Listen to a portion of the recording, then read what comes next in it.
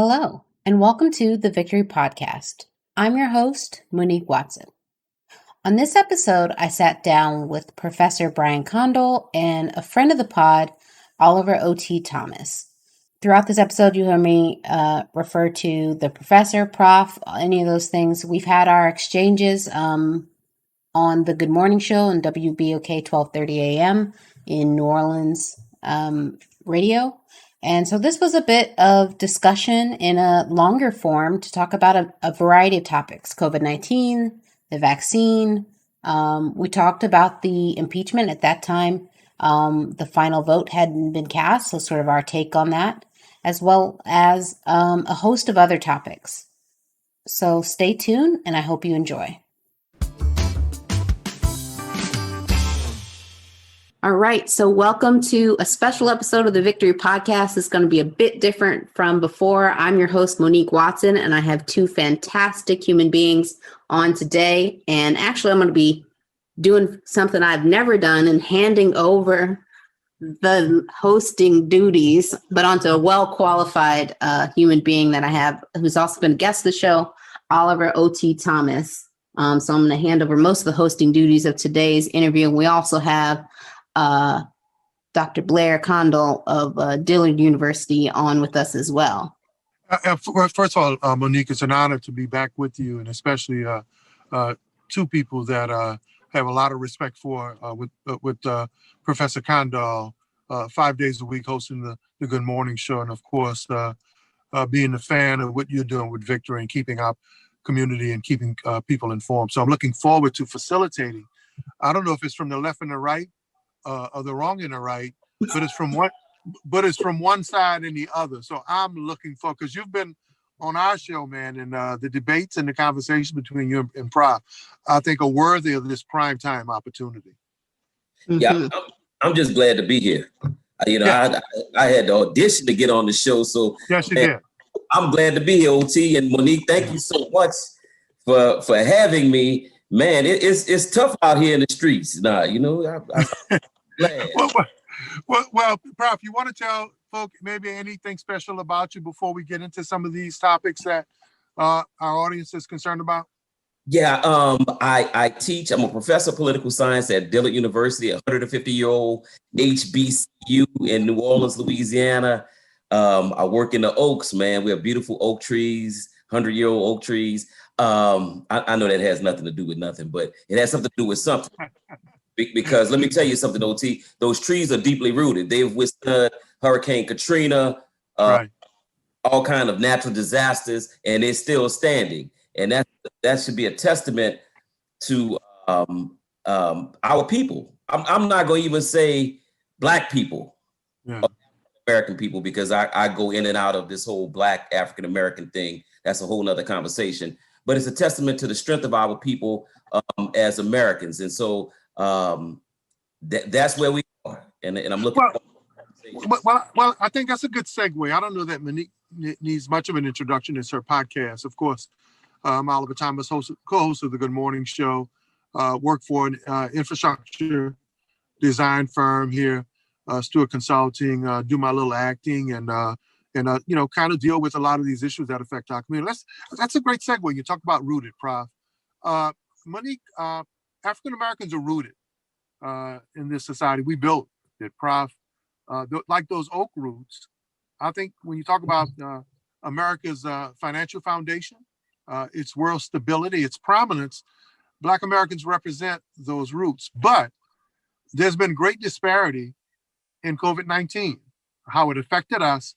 And now, Monique, how these vaccines are being distributed. Prof, if you don't mind, I want to start with our esteemed, it's her show, I'm hosting it, but I want to start with her. I just look stupid. I know the right way to go. Monique, COVID-19, a deep-rooted African-American community, but still treated like we're surface dwellers, even with COVID-19 in the beginning and now with vaccines. Your take on that? Yeah, definitely. Thanks, Oliver. It's a challenge. COVID did not make health disparities, but it's exacerbated them, right? COVID has illuminated for a lot of people to see, overwhelmingly Black and Brown communities are disproportionately have negative outcomes, like harder to recover from the virus, more challenges with dealing with it. People of those communities also have usually lesser access to care. There's providers that serve those communities that have varying levels of responses, as well as far as what their tools in their toolbox that are available to them. So it's unfortunate the disproportionate effect that it's had on our community from a health standpoint.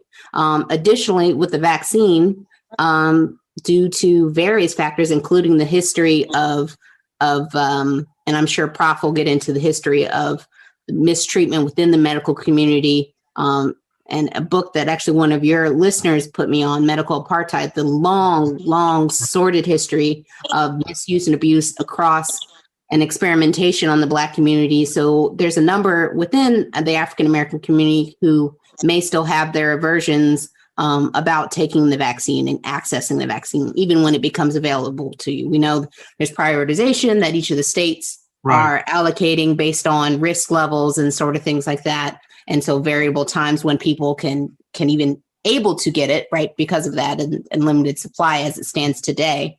But yeah, then the aversion to it. So I really, and I've said it on my series on the show, and if you're listening to this and haven't listened to the COVID series, hit pause, go to that, come back, we'll pause. Okay, welcome back. But yeah, as we said in there, it's just unfortunate that we want people to still take the vaccine as because at some point in the near future, once, I say near, who knows when that near future is, when things become more normal, that vaccine is going to be, I think, people's ticket to getting back into business, getting back into what they want to do. And we don't want communities of color, including the Black community, African American community, whatever one Prof wants to be today.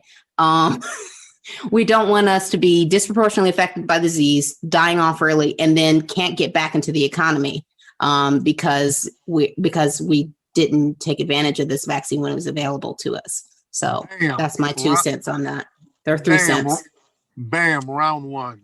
Already a left, right jab. She fainted and said, so Prof, whatever you want to be today, you've been consistent in challenging the notion about, we can be Black, but we're Americans first, right? We built this country. We have as much right to it. As a constitutional professor of law, your job is to talk about what those inalienable rights and all those amendments and all those things mean to our freedom. But we haven't been treated like Americans during this battle with COVID, and now with the distribution of the vaccine. Prof, Black Americans, Afro-Americans, whatever we are, it hasn't been fair. Professor Kondo. Yeah, I'm African American today. I make the distinction between Black and African American because first, we've been a number of different things over years, right? We were colored, we were Negroes, we were Black, we were African American. But the whole concept of Black, when we used that, it was used during the time period in which we wanted to exert our power. It was Black power. Loud, I'm Black and my proud. We wanted you to see us with our afros and our cornrows and our Angela Davises and Huey Newtons. We wanted you to see the power of our Blackness. And so, but it did not necessarily pay homage, in my opinion, to our ancestry, which is of African descent. And so with me, I think that there's a time and a place to be Black and a moment to be Black. But overall, I think we need to be African American, because when we refer to ourselves as African American, we are telling you, acknowledging our African ancestry, right? We refer to live in America as Asian American, Hispanic Americans. Everybody has an acknowledgement of their ancestry except us. We become a color. And so nevertheless, I don't want to get distracted. And the whole thing with COVID, the thing about COVID don't discriminate. COVID, the color, it's been consistent. White, Black, Asian, Latino, they have all died from COVID. We've had 500,000 Americans die of COVID in the last year, and it does not discriminate. Monique was right in a sense that we had pre-existing conditions, which made it favorable for COVID to attack our community at a disproportionate rate. And for that, we can't blame the man for that. You know, it comes from our way of life, from our cultural habits. For those of us down here in New Orleans, it comes from red beans on Mondays with the pickle meat and other things that we like to eat, the hot sauce that I'm a big fan of, but that's where it comes from. But I think that overall, the response to it, it has been, in my opinion, it's been equal. We've had equal opportunity to become vaccinated. The vaccines have been rationed out according to some type of population model. I know a lot of Black people that got them. The only thing I take issue with the vaccination process is the methodology and the age groups that they decided to start with. And OT, you and I on the Good Morning Show have had these conversations before. We started with our elderlies, with the elderly people, the population, the people that are least likely to go anywhere or have the kind of interactions that are necessary in order to keep America going. You know, as opposed to starting with our educators, since we determined that it was important that we open up schools. You can't give the vaccine to children because it's not approved for children under 16, but certainly the adults, the staff, the teachers, administrators should have been vaccinated, our first responders. And I want to segue there because that's an important point. Prof, you've been consistent. You've taken a lot of heat, a lot of controversy. Well, first of all, I want to thank you. I think it took Monique Henry and the Victory Podcast for you to give the best explanation of Black versus African American that you've given. And I think that I understand that a lot better than we've dealt with on some of the other public talk shows or some of the other public presentations you give. So Monique, you're definitely already bringing out the best in Professor Big Dog. He came ready today. But Monique Henry, as an executive and a health expert and a scientist in corporate America, Prof has consistently said that, first of all, in terms of prioritizing the vaccination, we've done it wrong. We should have started with our children. We should have started with the essential personnel first. And then, if you couldn't do it at the same time, dealing with our elderly and those in what he calls the overflow room, we should have dealt with the future and stabilized those folk we need right now. Your take on that? I don't disagree. I do question some of the prioritization. I agree the age factor. I don't know necessarily that old people don't go nowhere, because if y'all know my grandma, she up in these streets. She worked the casinos right now. She had carpal tunnel surgery and was like, her first question was, when can I go back to start pressing the buttons at the casino? So I do think every person is going to be different as far as what their potential level of exposure is. I agree. I don't understand in a world that you're making teachers go back to in-person learning. Now, if they're doing virtual, if that makes sense, that maybe they don't need to be vaccinated because they're at home like the rest of us, right? Doing their job from home. But I definitely agree. I don't understand sort of some of the prioritization, and I get a lot of heat at this at work because I just kind of sharing the information, but I am not at the level of making those calls as far as vaccine distribution today, right now for the vaccine, is that those priorities are set at a government level, instituted at the local level as far as how and where they are in those phases and things like that. I definitely agree. Frontline workers, people who have the greatest exposure to people, like grocery workers, all that sort of stuff. Healthcare workers, of course, no one disagrees on that, right? They're on the front lines. They're interacting with patients, all that kind of stuff. They're at the greatest risk of potentially contracting COVID-19. But I agree, teachers should have been earlier in the list. Elder people, it's sort of that 6 in one hand, half dozen in the other. At some point, they need to be vaccinated. They have the most likely death outcomes, but that's true for elderly people in any disease, any situation, anywhere, right? They're old. Yeah. I mean, no shade on old, but it just, that is, you're closer, you're longer in your life and the more potential. They gave it to a 97-year-old man. He goes to Jesus tomorrow. Right.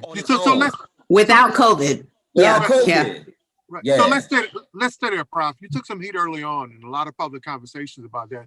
Now we see the public. I was watching a report preparing for this podcast today, where Chicago is in crisis, and many school systems are in crisis because teachers are saying, "Hey, hold on a second, right? You want us to go back to school, but you don't want to protect us or immunize us." So now we're seeing national reports kind of line up with where you were, Prof, a few months ago. Let's take care of the teachers. Let's get the kids back in school. And we're also reading reports now that some of the better school systems are losing over 40 to 45% of their kids throughout this country. They're in crisis. Is there a side of you that wants to say, "I told you so," or would you like to see a national policy that pushes this to protect our teachers and get kids back in school? Well, I won't say I told you so. That's what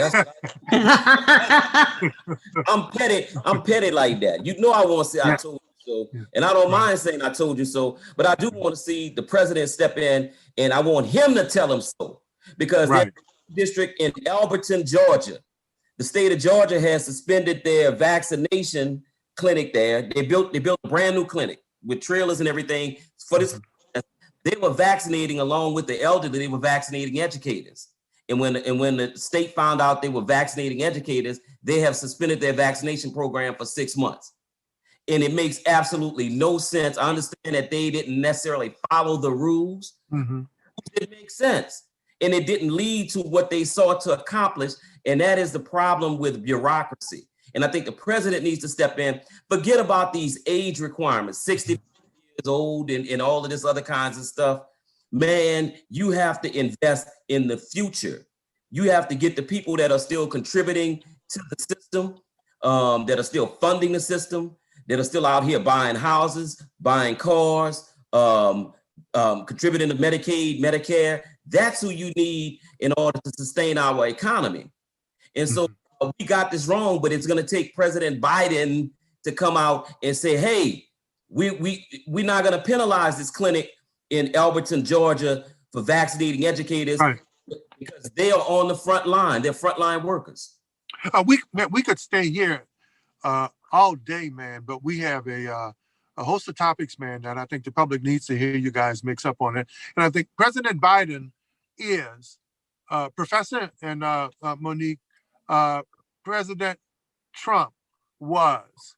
President Biden has said when asked, there's usually some skepticism around trials for ex-presidents or making our presidential leaders, man, have to answer to charges or something. In history, we usually like to just let them go because it's an image or a smudge on America. But President Biden has said this impeachment trial has to happen. Prof, your take on this impeachment trial, does it have to happen? Should it happen? And for Monique, do we need to go through this so the world can take a look at what we're doing with the former president? Prof, you first. Yeah, it has to happen. It has to happen. We have to clean up this mess. It's not like in other situations, like when Nixon left office, we tidied up everything and we absolved him from all sin and we let him go and he rode off into the sunset. Trump left behind an ideology. He left behind elitism, racism, supremacy. He left behind ideologies that are living on well beyond his presidency. And so we got to clean up this mess. The whole world saw what happened on January 6th as individuals breached Capitol security and invaded democracy. They invaded democracy, the sacred halls of the Capitol. They interrupted a constitutionally mandated process with violence. The whole world saw it. And so we can't engage in American exceptionalism in 2021. That it's okay for us to go out and liberate other countries while we ourselves remained in bondage and remained oppressors at home. That we can no longer do. We got away with that once during the civil rights movement in World War II and all of these other movements, but we can no longer do it, OT. So they get rid of them. They gotta prosecute them to the fullest extent of the law. Monique Henry, an impact on American exceptionalism, protecting the office of the presidency. Is Professor right? He's 100% right. Oh my God, I can't believe. Chills. I scared myself. Yeah. No, I've been saying that to people because there's a lot of talk on social media. Well, you know, when they first wanted to bring the second round of impeachment trials, like, oh, but he's almost out. I was like, this is not about he's about to leave. The ideology that Prof talks about is transcending and continues. And we see this with the Congresswoman, what's her face? Green. Yes, Green. Marjorie Green. That foolishness is still alive and well. So if we don't stop and say, as Americans, as human beings, as people who say we're for democracy, as Prof said, we go fight for democracy, establish democracies in other parts of the world, take down dictators, where overseeing the government is frowned upon, and we issue sanctions and all these kind of things that we do to other places in the world. If we don't stand up and say this is wrong, and get people, all these senators and Congress people, to be on the record that in a clear and obvious evidence of sedition executed by a sitting president at the time of the United States of America was not wrong, that you're going to stand on and roll the tape back, because we got tape and the internet lives forever, that these people will say it wasn't wrong, or it didn't bother them enough to say that this was a problem. That's absolutely ridiculous. So regardless of the actual outcome, and whether we get, I think it's 60 votes that's required in order to remove what's he's already removed from office, but to prevent him, all the other things of preventing him from running again and all that kind of stuff. Again. Yeah, regardless of whether we actually achieve that, I hope we do. I hope we have, enough people that will kind of cross the aisle. It's not even about Democrat versus Republican on this issue. This is not should not be, let's say, a political issue about parties. This is about the soul of democracy for the United States of America. And if we don't do the right thing, that's one thing, but we can't just stop in the middle. You need to take it all the way through. So let's talk about that. We got Monique Henry Watson in this corner, Professor Big Dog Black Condall in the other corner. I wish I had the bell from the Good Morning Show, but there, I called the early bird too late to bring it. So let's stay there. We're talking about the soul of democracy. We're going to stay with you, Monique Henry, and I want your take. Does the GOP have a soul? We shall see. I mean, there are sprinklings of a soul within certain members that have been willing, that on that evening of January 6th and on into the wee hours of January 7th, that stood up and made statements, discrediting and, saying this is absolutely wrong, and at least backpedaling if they were on the other side, or just saying this is ridiculous. People like Mitt Romney, who I'm not a Romney fan. He's not my homie, but his speech on the floor of the Senate that evening, saying that this is wrong to lie to people and to really call it out for what it was. So I think there's sprinklings of a soul. There are people that are still, despite the president having left office, that are still afraid of his base.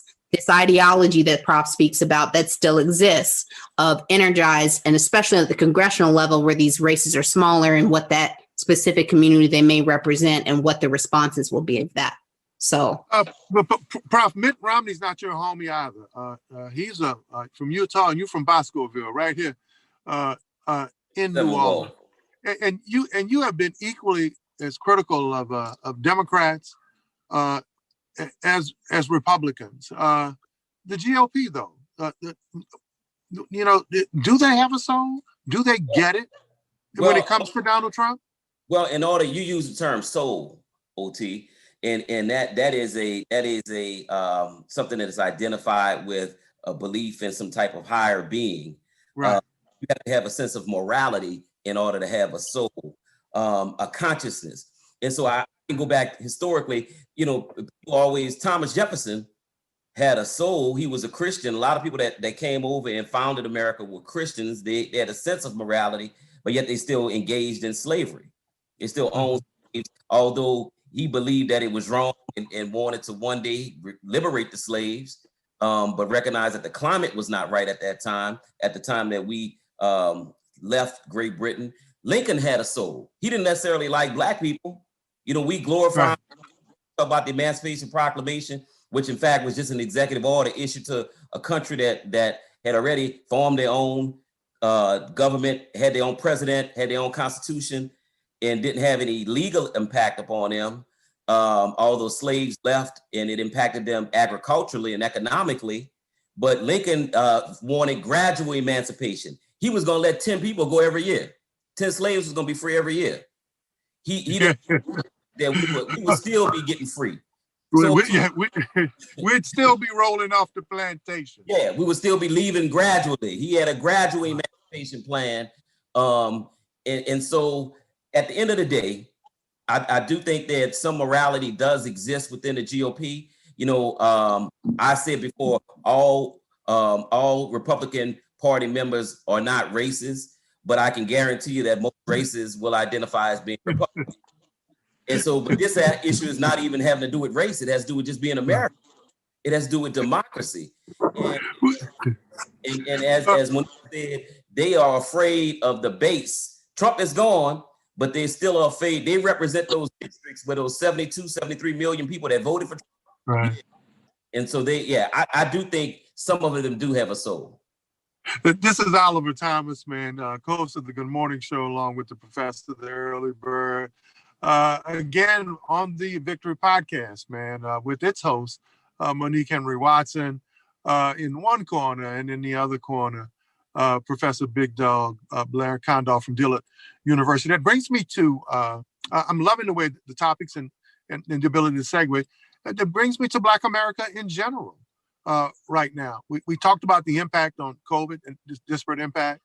We talked about the disparate impact in terms of how the vaccine's being rolled out. But when you talk about the effects of COVID right now, when you talk about its impact on us financially, employment, housing, our social and economic standing, no community, professor, is bearing a greater brunt than Black America, even in terms of kids not being able to attend school. Can Black America survive this? And if we can, what will it take to help us at least begin to have some solid foundation going through and coming out of COVID? OT, I mean, I let off talking about them oak trees on Dillard University's campus that were planted over 100 years ago.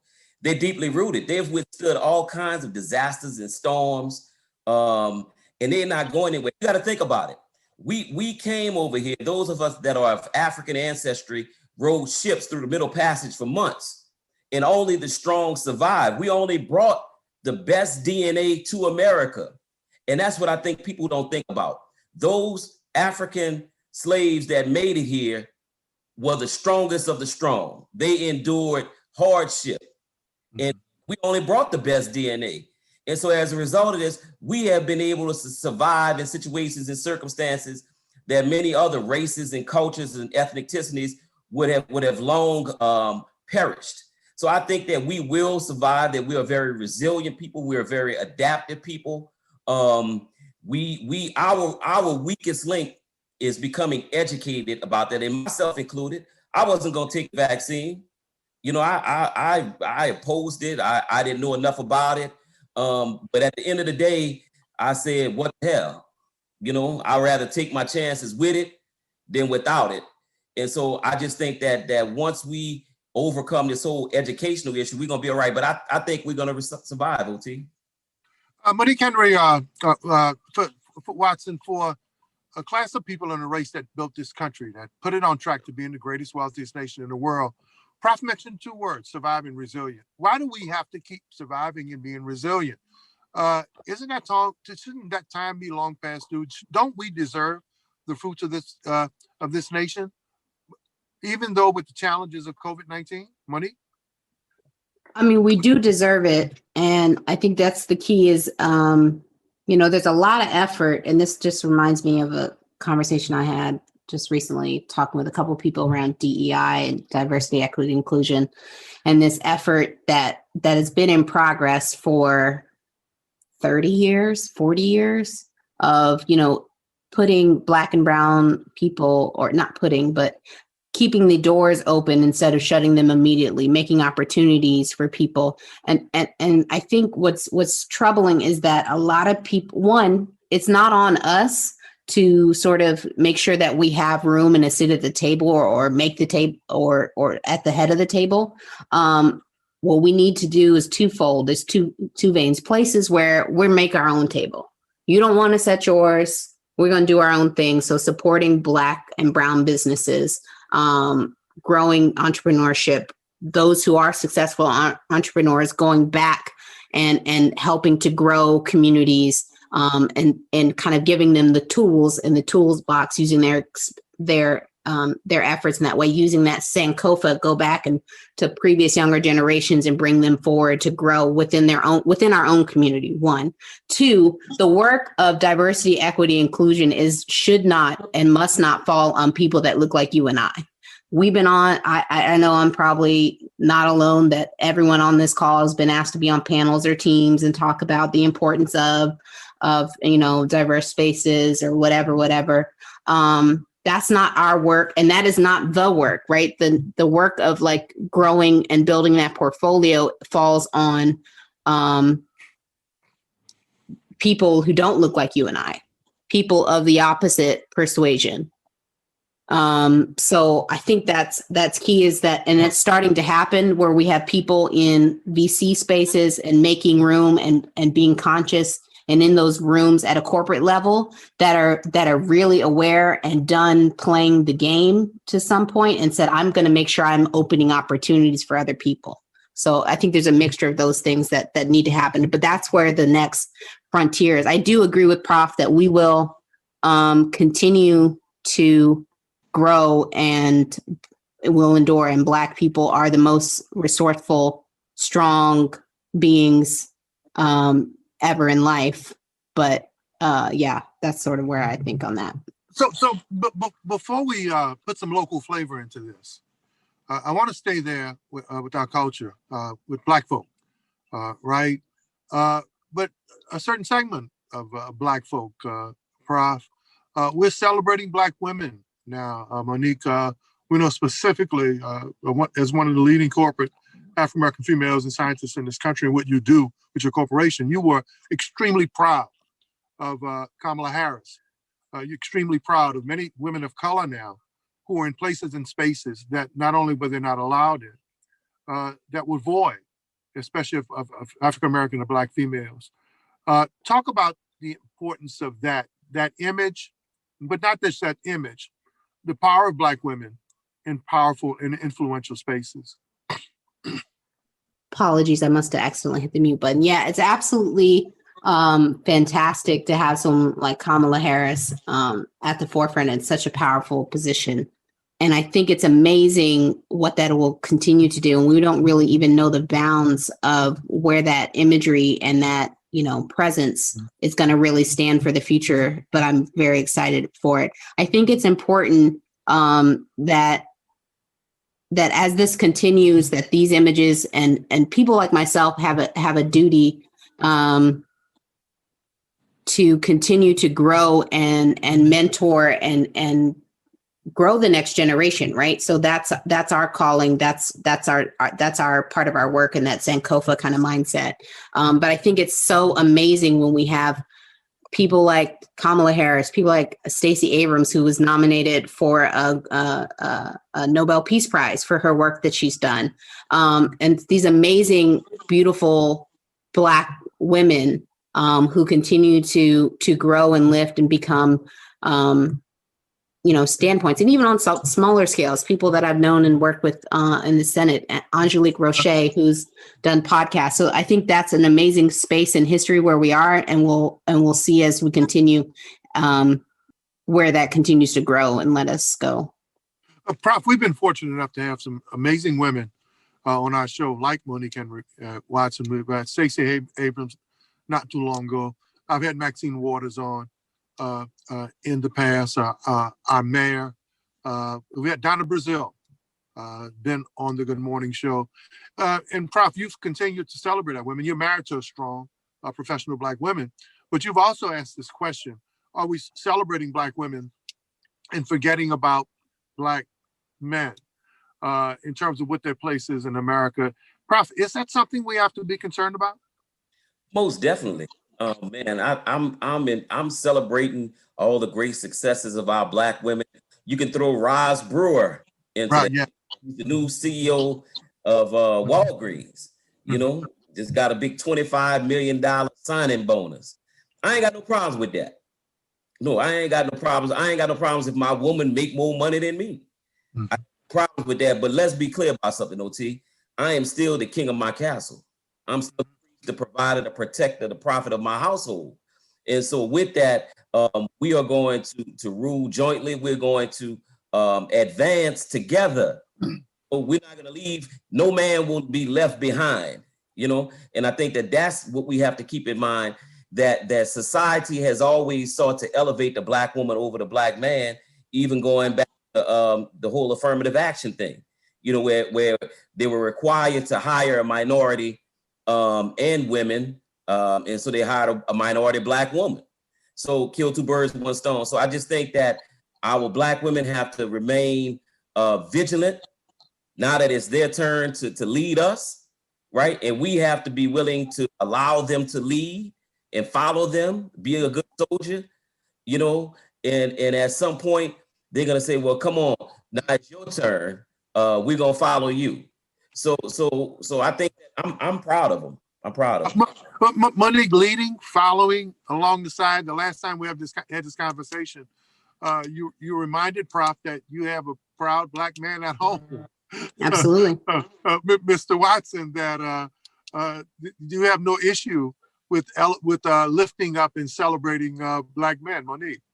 Yeah, absolutely. I think it's, and it goes back, you know, further even than affirmative action, but the importance of, you know, the idea of you know, with welfare and things, if you had a Black man in the home, that would, you know, change some of your benefits and not being able to do certain things. So there was the intentional destructuring of the Black family. And we need to continue to flip that script, right? To, as a woman, this is my personal opinion, people can leave their households how they may, but I think it's important as a people that we elevate each other. And like Prof is saying, beautiful Black queen that he's married to, I'm married to a beautiful Black man, to continue to lift each other up. It's not the us versus them. And this goes throughout the Black community, overall, children, babies, adults of all ages, that we have to make sure that we're moving away from this us versus them. If one person succeeds, doesn't mean that I can't also succeed. We need to build each other up as a community and to support Black men and Black women. So I think it's definitely not a us versus them. It's all of us together. And I'm of the mind, and it's funny, during our vows, my pastor still uses the traditional vows, and especially the woman's part being obey. And a lot of people, feminists and all this kind of stuff, get caught up in those kind of terminology, right, and being obeying and being, you know, I'm looking for the word. Being subservient. But if you're not, this is the thing, you can't be subservient as submitted. That's the word I was looking for, being submitted to a man, right? You shouldn't be submitted to any man, not just because they're a man, right? And that's key about, you know, relationships and people as well. If you're not married to someone that you can't follow and you don't believe in their vision for your family, why are y'all together? Great point. You should be submitted to him and he's submitted to you, right? We're working together. I tell my husband all the time, we're co-CEOs, right? We make decisions for this and our future family together, right? We're both able to. Now, that doesn't mean that I'm going to like jump up and do all the things and whatever.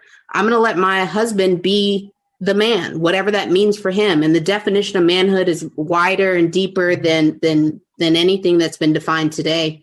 So that runs a whole gamut, and we can do a whole separate podcast on masculinity and manhood and what that we means. Will. Change. That's probably another episode we'll have y'all back on. But I think it's important to just, it's not us versus them. But yeah, we're doing this together. I submit to him as my husband and head of our household. And he's, in areas that I do well or succeed, or that's my vein. Like when we talk about COVID stuff, I'm a public health professional. I went to school for this. We were talking the other day. So what are you thinking about when the next time we're going to go to restaurant? He's not hitting me up like, we're going to go, they didn't open outside dining. Let's go today. Like, no, our lane is our lane, and whatever those lanes are and how you define it for your family too, right? Like the traditional, that may be different for everybody. If a guy wants to be, and if y'all family set up that he's the stay-at-home parent, that's fine. That works for y'all. I'm not going to tell you what that's going to be for me, but I think as long as y'all are submitted to each other, you have friendship and respect for each other, then I think together, as in our case, it's Black man, Black woman, whatever you got going on at your house, I think you just need to be on the same page. So being submissive to another person is not about some, slavery style. Oh, yes, sir. And just not about second class citizenship. Yes, right. It should be equal level of respect, but understand that person, as your partner needs to be, y'all need to be on one accord. So being submitted to another, if y'all are going the same way, and if we all have to line up, somebody's got to be at the front of the line. We got you, Monique. You are clear. Prof. Yes, Hey, Prof. I've been listening. I'm just listening. Hey, Prof. Well, hey, man, look, first of all, man, what we build is from the left and the right, or from this side or that corner. It's quickly turning into two intellectuals, two African-American professionals who are informed and care deeply about our issues. And it's obvious to anyone listening who's going to watch this rebroadcast of this show, why the Victory Podcast and why the Good Morning Show are so popular. But let's put some local flavor in this, right? Talked about roots, rituals, morals, beliefs, soul. Well, man, New Orleans is known for rituals, man. And one of the greatest international rituals in the history of the world, Mardi Gras, is not going to be the same, Prof. And Monique Henry Watson. Some people are wondering if we should close down the whole city and make sure. Some people are concerned that people are going to forget about we're just in a limited phase 2, Prof, and have Mardi Gras parties and flood Bourbon Street and flood downtown. Mardi Gras 2021, Professor Big Dog. Yeah, I told me a long time ago to just cancel it. Stop telling people, getting their expectations up top, telling people we're gonna do it different. And because when people don't understand different, they understand you're gonna do it. Things are either opened or they closed. They don't understand phase 1, phase 2, phase 2.1. They understand open and close. So if you tell people we just not having Mardi Gras, we just keep moving. Like I got class on Mardi Gras. We teach on Mardi Gras and Ash Wednesday and all of that. But I understand that the mayor has spent some city money or got money from somewhere to put fence around the bridge under Claiborne and keep people from going under there. Well, they were going under there anyway. They still was having second lines. But that's what I'm talking about. We should be using that opportunity to test people, give them the vaccinations, all of these different things.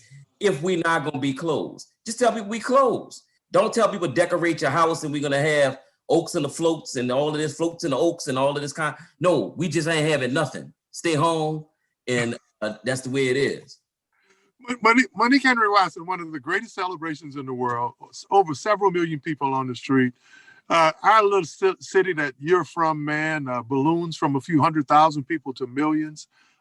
Every Mardi Gras, should we have it? Should it be limited? Should we be controlled? And then Prof's take, which he's consistently said, folk don't understand phase 1 to phase 4. People understand open and close. Monique Henry Watson, as it relates to Mardi Gras. Yeah, I think I definitely think it should be closed. I understand the creative unction and desire to have something, because Mardi Gras is like, I don't know, breath to New Orleans, right? It's like it's such ingrained, even if you're like, I leave town for Mardi Gras because there'd be so many people and I live on, off of St. Charles and it's just craziness. It's such a cultural part of us. So I get the like innate soul driving desire to have something. I like the idea. Maybe this is from the 30,000, 3,000 miles away view, but these house float things, let me tell you what, that's cute.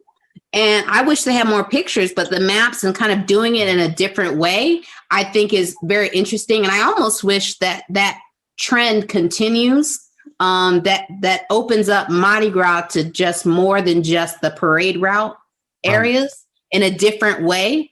So I personally, it's a question about how it's executed, and I don't know without being there as much, but I like the idea of some alternative Mardi Gras, like the house float, crew of house floats or house crew. I don't know what they call it. Yeah. But yeah, I think that's a great alternative. I do understand the whole phase 1, phase 2, phase 3 is not very clear. Can be confusing for people. Yeah, I don't know how detailed the Louisiana Department of Health. I know like in California, they have it kind of in tiers with colors that kind of help people. And then they have a great like online, you just look up, instead of parishes, they have counties. So look up your county and then look up the type of business you're looking for and whether they're open. That's where you'll know. It's very simple in that way. COVID, whether the GOP has a soul, impeach this president, the state of Black America, Mardi Gras, African American versus Black. We've discussed a lot of issues, guys.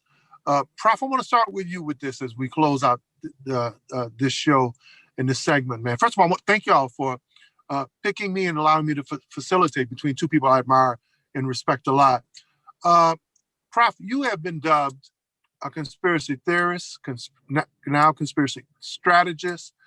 You have a formula for how you deal with information that everybody knows about here, especially in New Orleans or who listens to the show.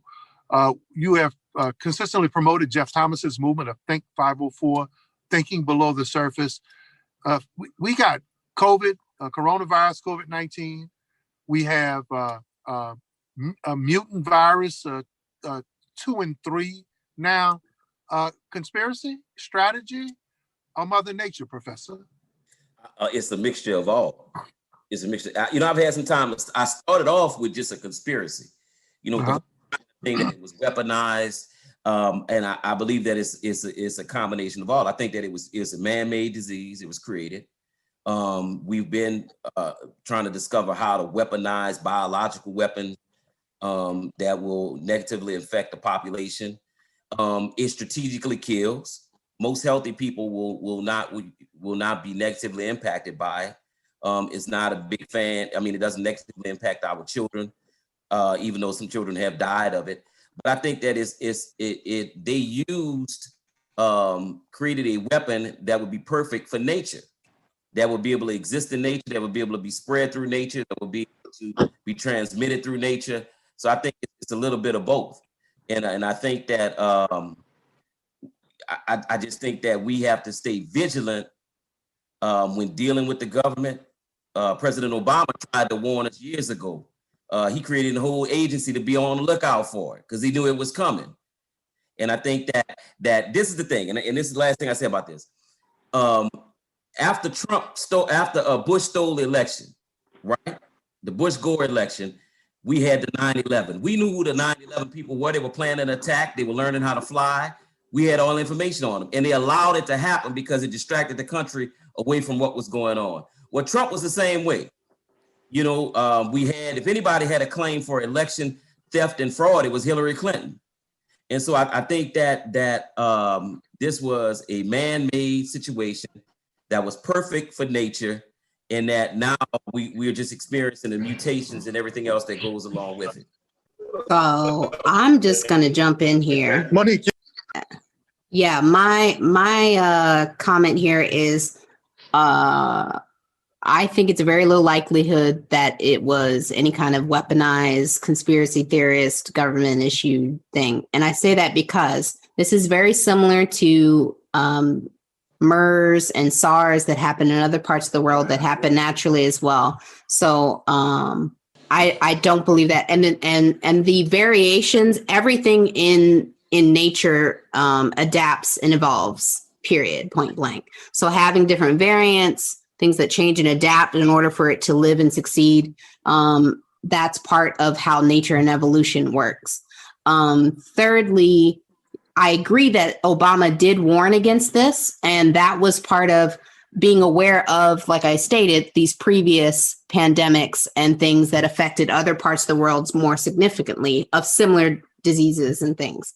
But Trump, in all his wisdom, dismantled that in his attempts to just throw out completely the Obama legacy. Just anything that Obama created, started, he did his best to blow it up as quickly as possible, regardless of the impacts. So I think this was less. I think if it had been a government conspiracy by Trump's organization, he would have responded better in a way that made him, like Bush, a wartime president, right?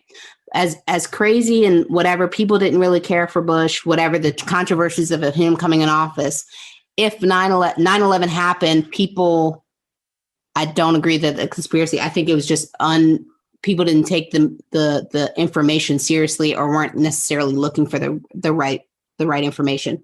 But had Trump planned it, one would think he would have responded better in a way that would allowed him to be the savior of the country. He had actually quite the opportunity to turn this into a win for him. If he had listened to the scientists early on, if he had made masking not political or made it political in a way like this is what we got to do for America and real Americans wear masks to stop this disease and that would have been his opportunity. And honestly, as we know, 70-something million that voted for him, he probably would have won the election because, people and voters don't think long term.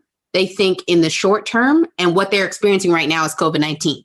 So his lack of response, and then the tapes that came out about them not taking it seriously, about them, lying about it, underplaying it to government entities, and that would have let them respond in a different way. If he had done the right things, he probably honestly would be president today. Regardless of all the isms and the crazy stuff he said and all the foolishness, people focus on what's happening right now and where is my state of mind? How is my life going? COVID is affected. COVID's front of mind. He didn't respond correctly. Put together these boo-boo-loo task teams, didn't let them do what they needed to do, sidelining professionals that have been addressing this, like Fauci, just kind of muffling them as often, not listening to them. So that was his opportunity for a win. And if it had been a conspiracy, he would have taken it and ran with it, and it'd be Trump round two.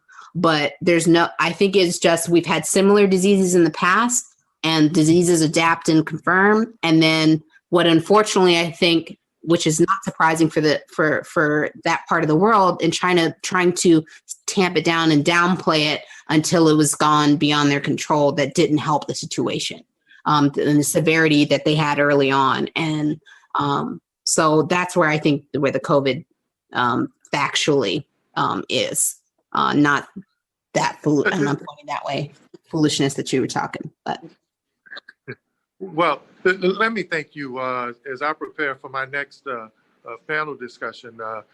Thank you for this opportunity to once again be on Victory Podcast. And I'm so happy that the professor's audition was successful, man. And he earned the right to be on one of the hottest podcasts in the country right now. And folk around the country will get a chance to see a man who's not versed on a lot of issues, but adds a lot to the intellectual and the social and emotional discussion about where we were in this time. Prof, anything you want to add to the Queen and the host of the Victory Podcast before we close out this segment? I'm just thankful to Monique for allowing me to participate, to finally make it to the big time. Man, let me tell you something. She's doing some amazing things, holding some amazing, necessary conversations with the community. And I just want to encourage her to keep doing her thing and holler at your boy from time to time. That's all. Well, yeah.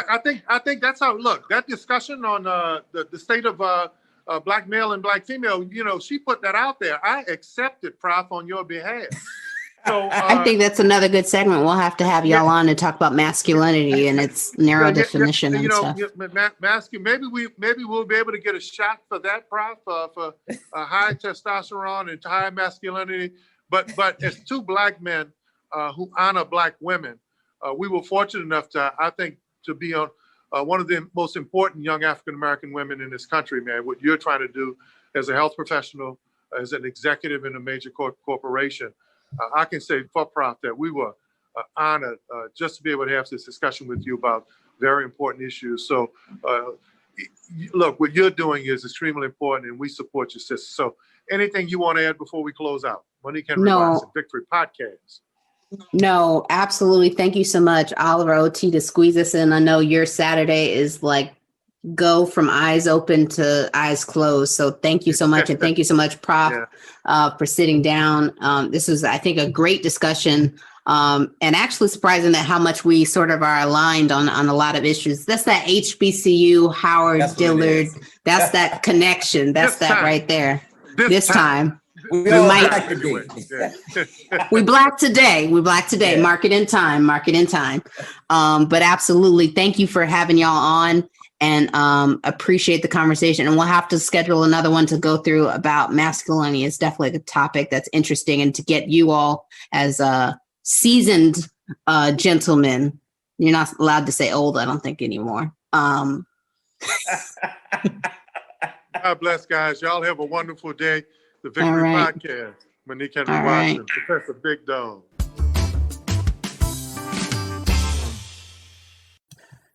So thanks again to Prof and OT for spending some time to really talk about some really pressing issues in this country, and really great conversations, and surprisingly more aligned than I thought we would be starting off, but always good to have these conversations. So thanks again for them taking their time. As always, you can share this podcast with your friends, your family, and even your enemies. You can find us on all your favorite podcast platforms. Visit our website at thevictorypodcast.com, and there you can find the page for our episode player and listen to this episode directly there. Or if you visit the Where to Listen page, you can find us across all the different podcast platforms there where we exist. If you'd like to support this podcast, you can do that in a number of ways. You can visit our website, and on the Patreon and merch page, you will see the opportunity to support and become a Patreon member, where starting in March, there'll be some exclusive Patreon-only content, as well as special Patreon-only merchandise as well. Additionally, you can just buy merch directly from our TeePublic page, and that'll go to support this podcast. I'll end this episode as I do every episode. Every problem has a solution. It's whether you're willing to do the work to find it. Let's do the work and be victorious.